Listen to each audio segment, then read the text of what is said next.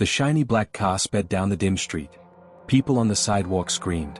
A man fell and did not get up. The car did not stop. It kept going like nothing had happened. Sirens wailed in the distance.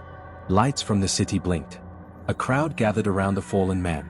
Someone shouted, "Call 911." A woman held her hands to her mouth. A boy began to cry. Inside the car sat a man in a clean suit.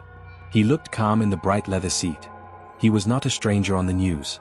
He was a tech boss from a big company in the city. He had a fast car, money, and a job that made him important. People knew his face from business stories. Tonight, he would be known for a very different reason. A witness shouted, "He hit him on purpose." Another voice said, "He just drove into him." The driver looked straight ahead. His hands were steady on the wheel. His car's engine purred as it moved away. A red taillight disappeared into the night. The people by the street ran after it for a few steps, but the car was already gone. Someone had a phone. They filmed the license plate. They took pictures. The video went online. People watched it over and over. The next morning the city woke to the story. Police called it a hit and run. Reporters used the word murder. Questions flew like birds. How could a rich man do such a thing? Why did he leave? Did he mean to hurt the person? But the moment of the crash was not the only shock. Before the car sped away, there had been a harsh argument on the sidewalk. Two men had shouted at each other under a street lamp. A woman had tried to pull them apart. A man who worked at a nearby cafe had stepped outside to see what was wrong. He watched as the tech boss and another man argued heatedly. Words were sharp. Finger-pointing turned into loud shouts. People nearby tried to look away. Then one man shoved the other. The shove was quick. Bodies bumped. The man who was pushed stumbled toward the curb. He lost his balance. And then the car that had been parked just ahead lurched forward and hit him. The city put the story on the front page the next day. People called it cruel. Some called it reckless. Others asked if money had made the man believe he could do what he wanted.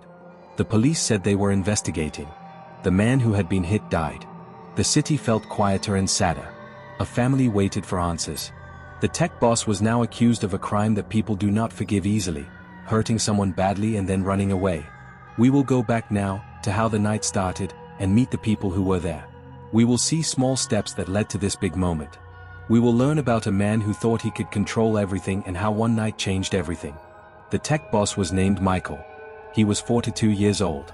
He wore neat clothes and drove a car that shone like a mirror. He lived in a tall building with glass walls. He worked long hours at a company that made apps. People admired him. Some people also whispered that he was too proud. He liked big dinners and loud parties. He liked to make deals. He liked the feeling of being in charge. Michael had walked into a bar that night with his friend and his driver. They had plans.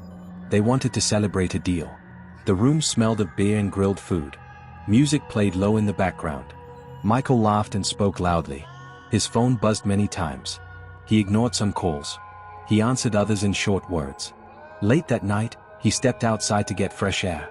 Nearby, on the same street, lived a man named Marcus. He was a local teacher. He loved books and soccer. Marcus finished work late and walked home slowly. He liked to stop at a small newsstand sometimes. He liked to say hello to the shop owner. That night, he smiled at a woman passing by. He had no idea that a short walk would end his life. The bar and the sidewalk were full of small things that did not seem to matter. A homeless man sat on a bench and watched.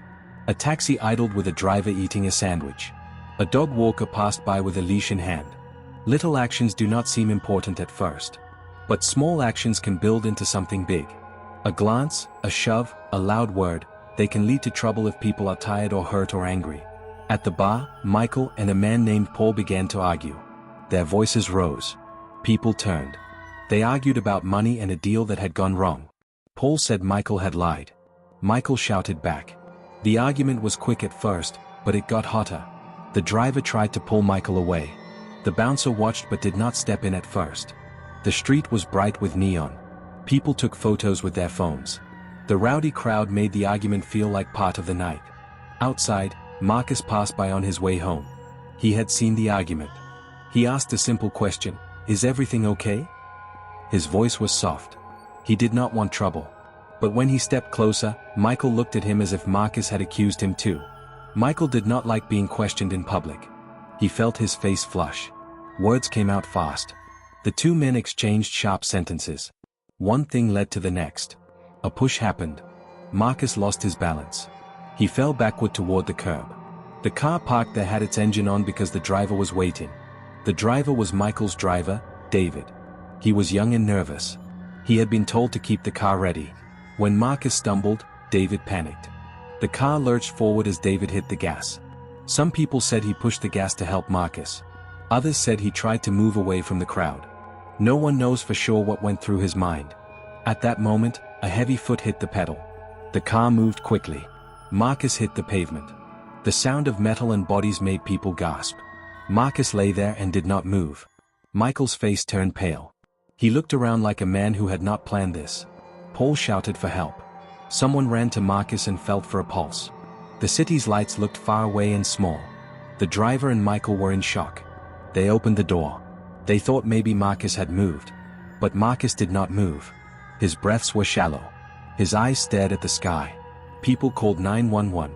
Michael made a choice. He climbed back into the car. He told David to go. The car pulled away. People tried to stop them. A neighbor grabbed the car's bumper, but the car moved and left with the neighbor holding only a handful of plastic. When the car sped away, one witness began to record the license plate. Another person yelled that the car had left. Others took photos. The bar's bouncer shouted for help. The crowd felt like a storm. The city police were called. Ambulances sped down the street. The air smelled like burning rubber and smoke from nearby food trucks. News vans arrived the next morning. Cameras rolled. Reporters asked questions. Social posts filled up with the words hit and run and murder. The people who had watched in the street gave different reports. Some said the crash had been an accident. Some said it was on purpose. People argued online and in the cafes. Some defended Michael. Some wanted him arrested right away. Michael's life changed in a single night. He had a house full of awards and pictures. He had investors who trusted him. He had a team that worked late on software updates. But wealth could not stop the phone calls that came next. The police wanted to know where he had been. The news wanted to interview him. His company's board called an emergency meeting. People who had once wanted his presence at parties now kept their distance. The family of Marcus were left with a hole in their home. Marcus's mother sat in the kitchen and stared at the clock. His sister looked at photographs of him in old albums. A neighbor brought food and sat quietly. The family asked the police for answers. They wanted to know why a car had taken Marcus's life and why no one had stayed to help. Police began to investigate. Detectives looked at the video from phones. They watched the car's path. They spoke to the bar staff and the driver. They learned that the license plate had been recorded by a tourist with a shaky hand.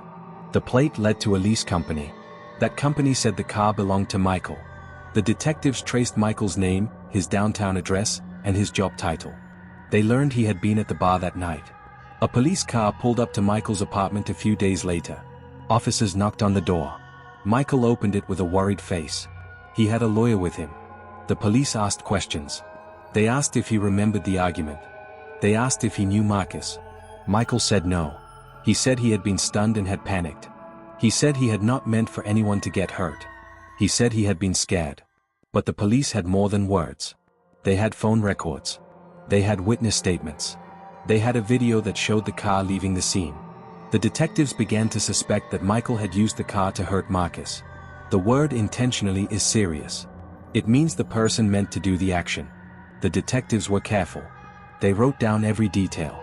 They wanted proof before they would arrest anyone. As detectives dug deeper, they found messages on Michael's phone from the night before. Some messages were angry. Others were short. A teammate had written, "We need to talk." One message had a rude emoji. Small things like this do not prove guilt. But they paint a picture. The detectives began to see a night of tension, drinks, arguments, and short tempers. The city watched closely. People who once celebrated Michael's success felt uncertain. A group of students protested outside the company's building. They held signs asking for justice. They chanted that no person should be above the law. Others were silent, waiting for the truth. Then came the moment that made the headlines. The district attorney read a statement. He said the evidence suggested that the car had been driven into Marcus after the argument. He said the driver had not stopped to help. He said the act looked like it was done on purpose. The DA said that Michael would be charged with murder. The word shook many ears. The charges were severe. They meant the state believed the act was deliberate. The moment of the charge changed everything. Michael's lawyers prepared. They said he was innocent until proven guilty. They told reporters that the case was complicated. They said they would show what really happened.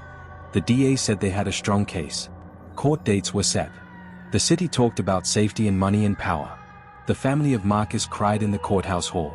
But the real moment that made the city hold its breath happened on a rainy night not long after.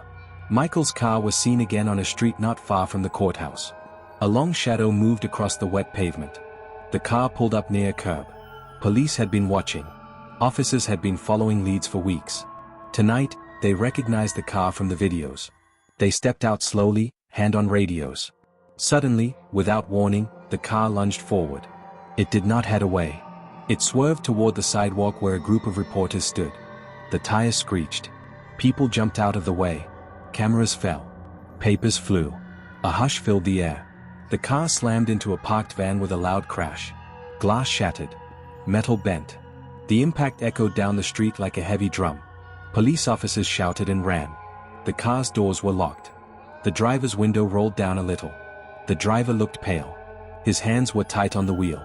The officers shouted, "Get out of the car." The driver looked as if he could not move. One officer swung his radio by his side and smashed the passenger window. He reached in and tried to open the door. At that very second, the car roared and backed up fast. It hit the curb and a lamppost bent. Sparks flew where metal scraped concrete. The car then shot forward and disappeared into the night. People were thrown back by the force. The reporters who had been there scrambled to safety. The van's driver lay stunned on the pavement. The police radio shouted that the car had fled the scene. No one knew where the car had gone. The city shivered at the thought of such speed. Cameras caught the last image of the taillights as they vanished into a dark avenue. People held their breath. Questions multiplied. Was the driver trying to escape arrest? Was he panicked again? Had he planned this?